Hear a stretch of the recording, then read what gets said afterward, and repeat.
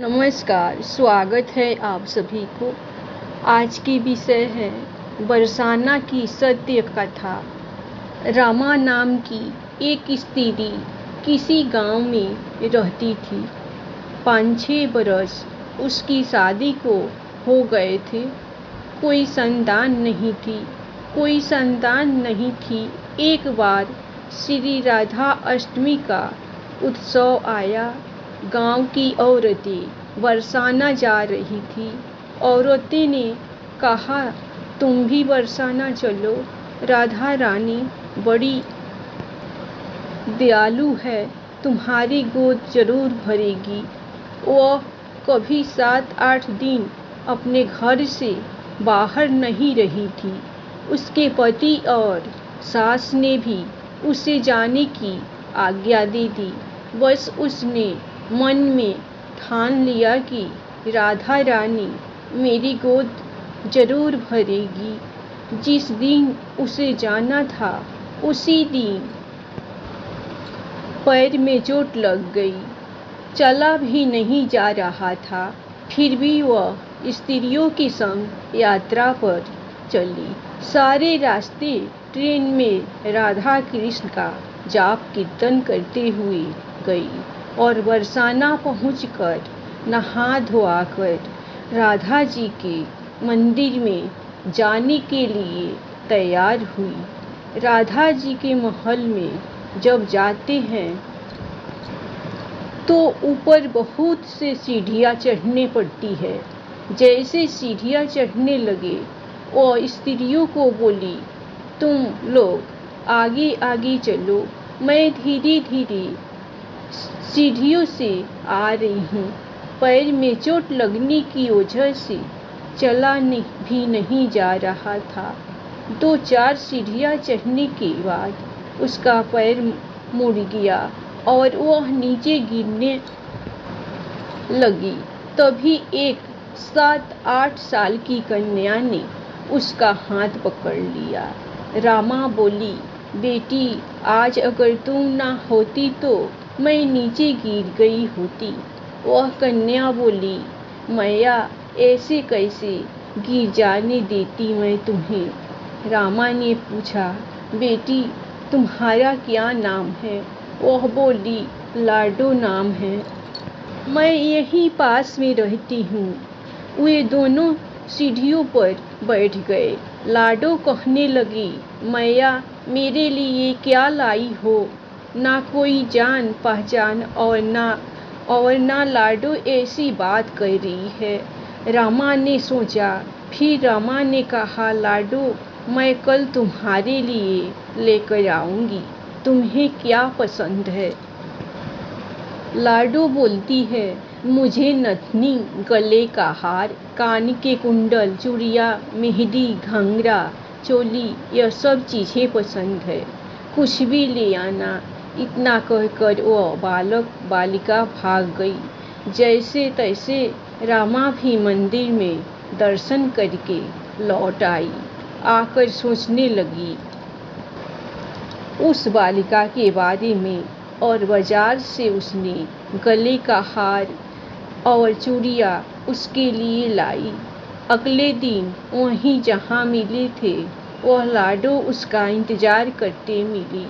चूड़ियाँ और गले का हार जैसे उसे दिया, वह बोली, बस इतनी सी ही, और चीज़ें नहीं लाई। और वह मुंह फुलाकर बैठ गई। तो रामा बोली, अभी मैं 8 दिन यहीं पर रहूंगी। रोज तुम्हारे लिए कुछ ना कुछ लाया करूंगी। यह सुनकर लाडो उसकी गोद में बैठ गई और गले से लग गई। रामा तो रोने लगी। उसे जैसे एक संतान मिल गई। खूब प्यार से उसके सिर पर हाथ फेरा। ऐसे ही वह फिर चली गई। रामा ने मंदिर से आकर घंघरा और चोली उसके लिए बनवाए। ऐसे ही रोज कुछ ना कुछ वो उसे देती और एक दिन रामा कहती है, अब यह सारी चीज़ें मुझे डालकर भी तो दिखा, कैसे लगती है तेरे लाडो। बोली कल राधा अष्टमी है, कल पहनूंगी। इस बार लाडो के हाथ साथ एक लड़का भी था। उसे देखकर रामा ने कहा, आज पता नहीं मेरे मन में क्या आया, मैंने एक धोती और मुकुट मोर वाला लिया है, क्या मैं इसे दे दूं?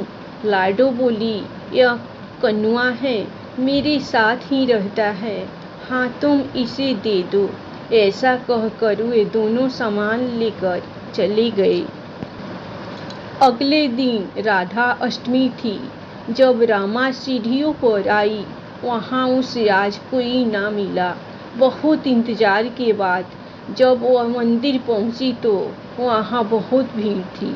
कीर्तन और नृत्य हो रहा था। इसी तरह भीड़ को चीरती हुई वो आगे पहुंची और वहाँ देखकर राधा जी को देखा और ठाकुर जी को देखा तो वही सामान सब जो वह लाई थी उन्होंने धारण किया हुआ था। वह पत्थर सी हो गई, आंखों से आंसू बहने लगे। बात समझते देर नहीं लगी कि वह लाडो राधा जी और कन्वा कृष्ण जी है। स्वयं जगत के पालनहार उसके पास आते हैं। राधा जी उसकी गोदी में बैठती है और उसे मातृ सुख प्रदान करती है।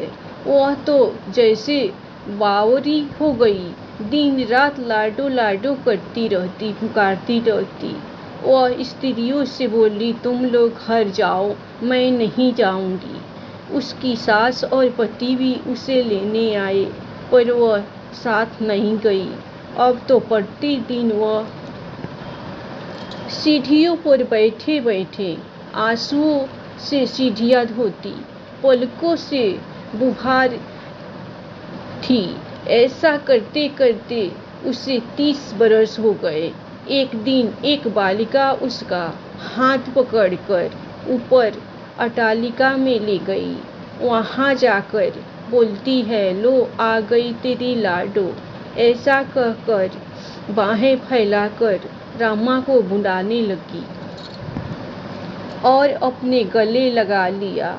उस दिन रामा ऐसा गले लगी कि किस पार्थिव शरीर को छोड़कर सदा के लिए अपनी लाडो के पास चली गई। इस घटना से हम सबको यह सीख मिलती है कि जो भी आशा रखे, चाहे वह सकाम हो या निष्काम, केवल भगवान से ही रखे।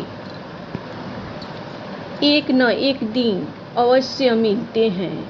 आशा एक राम जी से, दूजी आशा छोड़ दे नाता, एक राम जी से दूजा नाता तोड़ दे। बोलिए भक्त और उनके भगवान की जय। जय श्री राधे कृष्ण। धन्यवाद। आप लोगों को कहानी पसंद आए तो राधा कृष्ण के लिए एक लाइक सब्सक्राइब दिल खोलकर जरूर कीजिएगा। हमेशा खुश रहिए, अपना ख्याल रखिए।